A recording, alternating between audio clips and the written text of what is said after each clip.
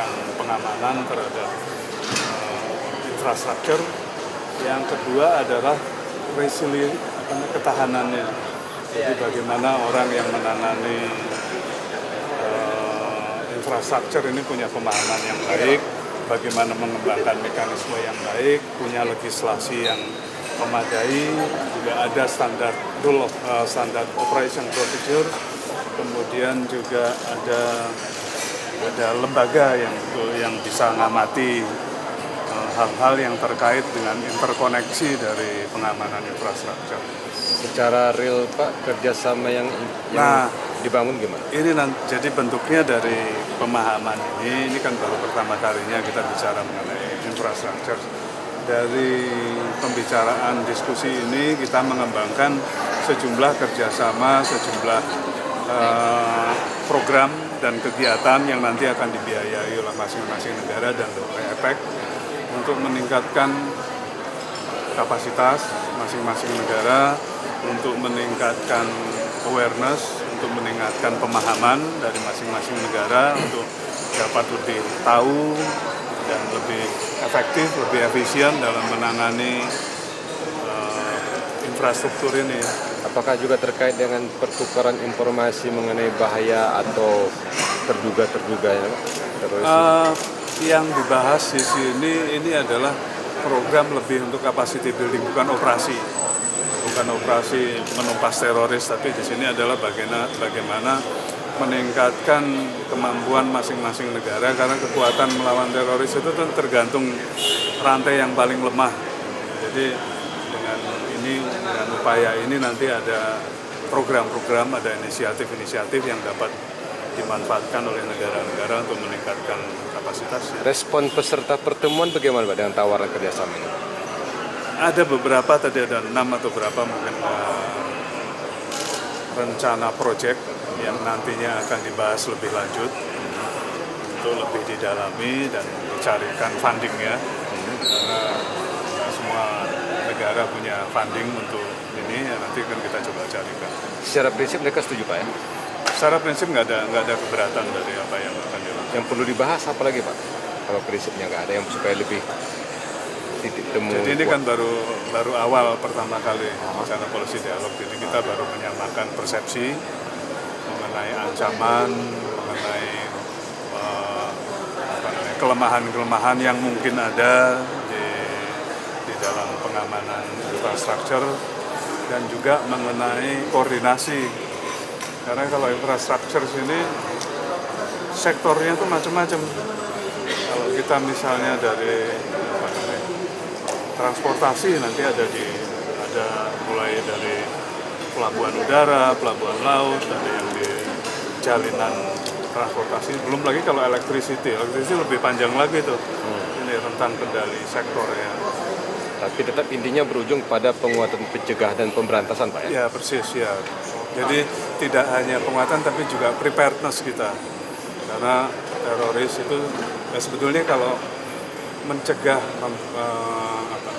memprotek infrastruktur itu tidak hanya dari man-made, dari teroris, tapi juga dari bencana alam. Bisa terjadi dari sabotase, juga bisa terjadi. Nah dalam ini juga koordinasinya antar perangkat. Kalau terorisme kan yang nangani biasanya perangkat security, tapi kalau bencana alam lain lagi, di kesejahteraan. Nah ini juga crossing antara untuk melakukan preparedness kan nggak harus preparedness terhadap bencana alam, tapi juga terorisme. Dalam hal ini bagaimana koordinasinya. Jadi mengamankan infrastruktur itu tidak semudah yang orang sangka, complicated untuk bisa mencegah dan mengamankan infrastruktur. Tapi memang kita lihat, kemudian dibicarakan juga di sini adalah bagaimana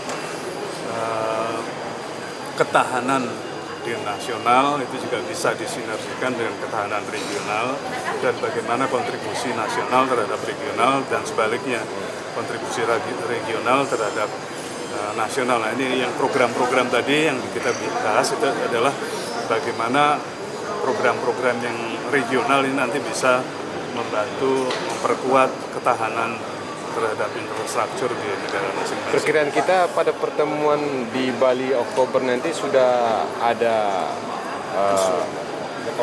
rekomendasi atau mungkin kesepakatan lebih lanjut. Kalau ini berlangsung terus ini. Jadi nanti ini akan di follow up oleh CTTF. CTTF itu kantor terorisme task force yang akan bersidang besok dan lusa. Jadi ini hanya policy dialog saja. Apakah ada potensi ancaman agar persoalan terorisme tersebut sama di setiap negara?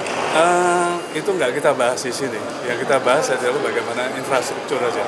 Kalau soal akar masalah terorisme itu ada forum-forum lain, bukan di sini tempatnya. Pak, ancaman terorisme seperti apa sih? Ya, ancaman terorisme kan bisa mengganggu infrastruktur. Sebetulnya begini, ancaman teroris itu bahwa sekarang tidak ada teroris itu bukan berarti teroris tidak dalam keadaan siap. Dia setiap waktu bisa diaktifkan dan setiap saat bisa beraksi. Kalau kita Indonesia khususnya, kita justru bisa mencegah secara luas adanya jaringan teroris sehingga betul-betul ancaman itu bisa dikurangi. Tapi kalau kita nggak kerja ya ancamannya tinggi. Di negara lain juga seperti itu. Memang situasinya lain. Indonesia berhasil nggak untuk menangani kasus-kasus teroris ini? Kalau dari kita lihat dari jumlah persentase dan juga dari tingkat ancaman sampai tidak adanya insiden di Indonesia, kita termasuk negara yang berhasil untuk mencegah terorisme. Yang kita hadapi sekarang kalau di Indonesia adalah maraknya radikalisme dan pikiran-pikiran yang tidak toleran, yang kalau dia nanti orang-orang yang hidup di dalam komunitas yang sempit, mempunyai pandangan yang tidak toleran, itu dia sangat rawan untuk dimasuki oleh unsur-unsur yang dapat menggerakkan menjadi teroris. Jadi mereka kalau sudah di satu komunitas yang semuanya homogen pikirannya, kemudian dimasuki penyebaran kebencian, menghalal-halalkan darah orang lain, ini dengan mudah akan bisa menjadi teroris. Tapi itu nggak kita bahas di sini. Yang dibahas ini adalah program bagaimana dengan masalah yang kita hadapi dan program apa yang akan kita laksanakan. Jadi kita nggak terbatas sama Oktober tadi, tapi kita terus berjalan. Bagaimana? Infrastruktur itu buat yang sekarang ini yang regional ya. Regional itu adalah transportasi, kemudian komunikasi, kemudian information technology, dan satu lagi sekitar itulah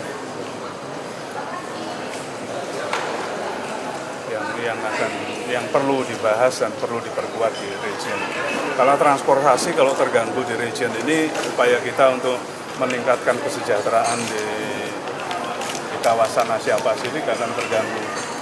Komunikasi juga, kalau komunikasi rusak, itu produksi barangkali akan terganggu.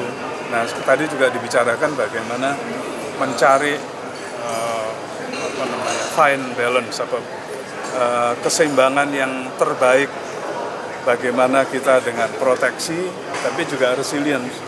Jadi artinya kita punya banyak regulasi, kita punya banyak SOP, tapi juga tidak mengganggu kelancaran dari produksi dan kelancaran ekonomi sehari-hari. Karena biasanya kalau regulasi itu kan menghambat kelancaran ekonomi. Nah, kita juga bagaimana mencari balance yang paling baik sehingga ketahanan proteksinya tetap ada, tapi resilience kita juga masih ada.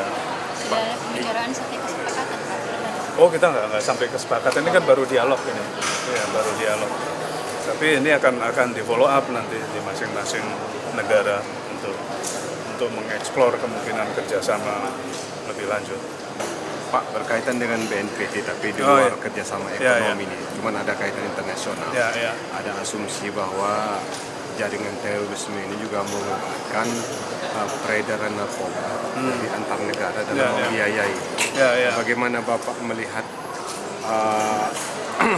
pengaruh beredar narkoba ini dalam pembiayaan terorisme dan upaya yang dari BNPT kita lakukan? Ini jadi pendanaan itu merupakan darah dari gerakan terorisme. Ya.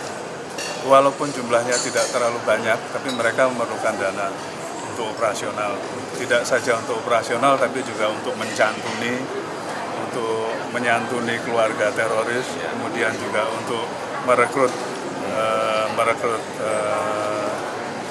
orang-orang baru, untuk membiayai latihan-latihan, untuk membeli senjata dan juga peralatan. Itu mereka butuh biaya.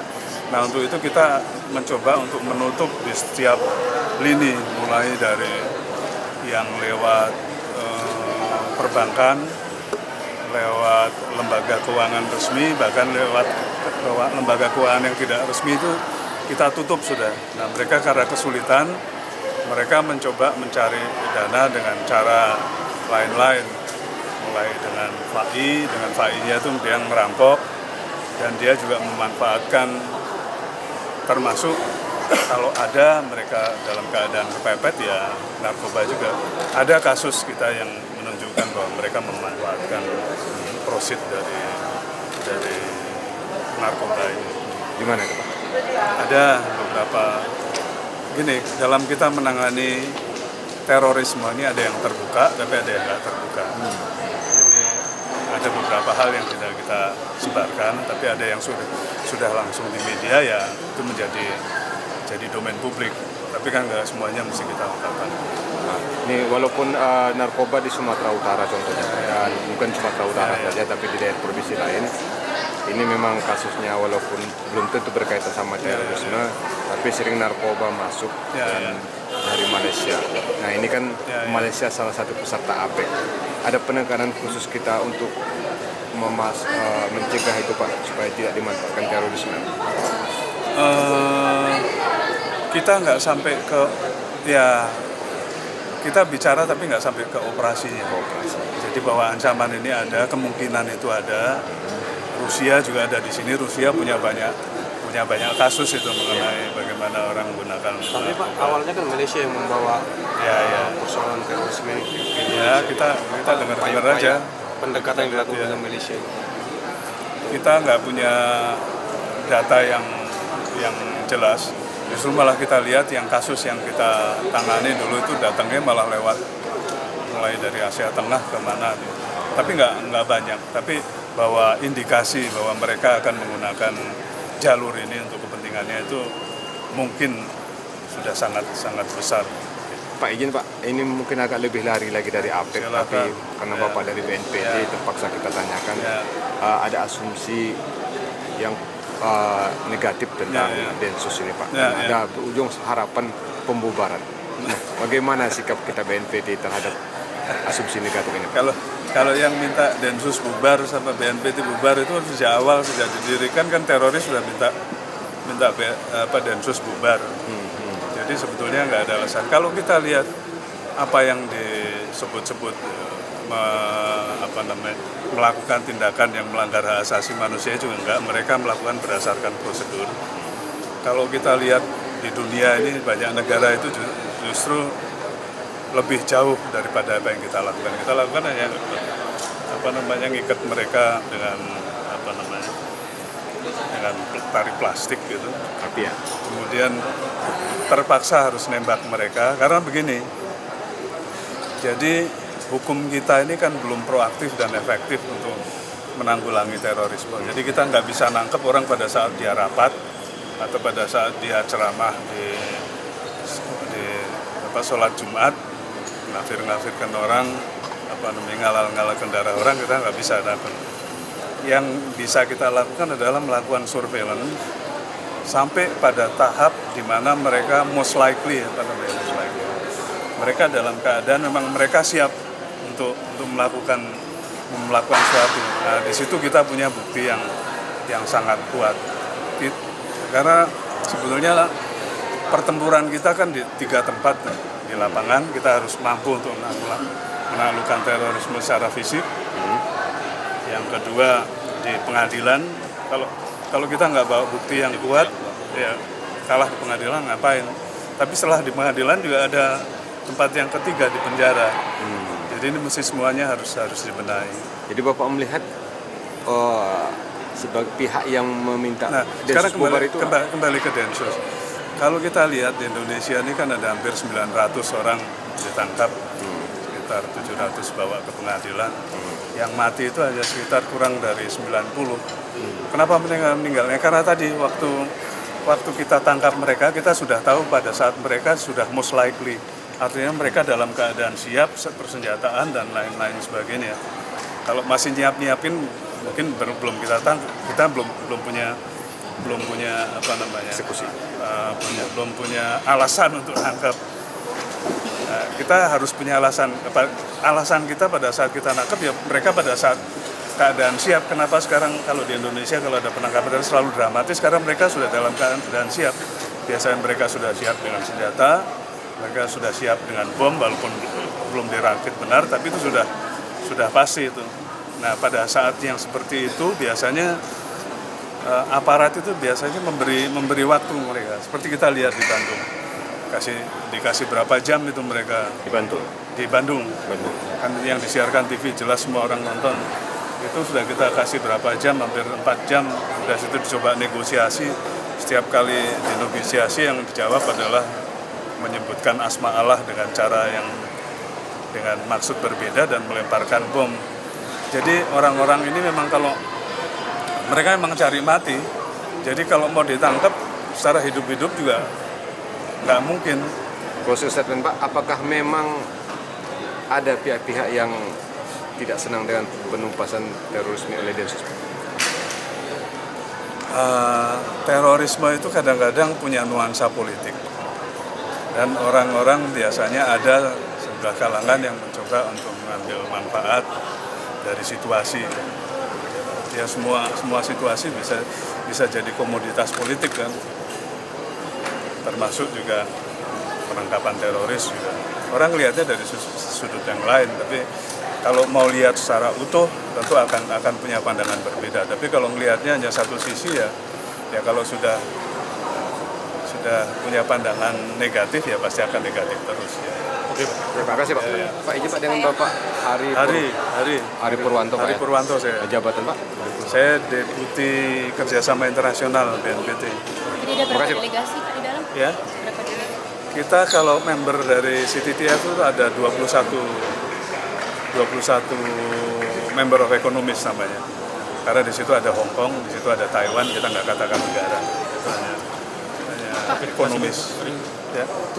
Oh iya. Terima kasih. Makasih Pak Ya, ya. mudah-mudahan Nggak ada kartu namanya Pak. aduh.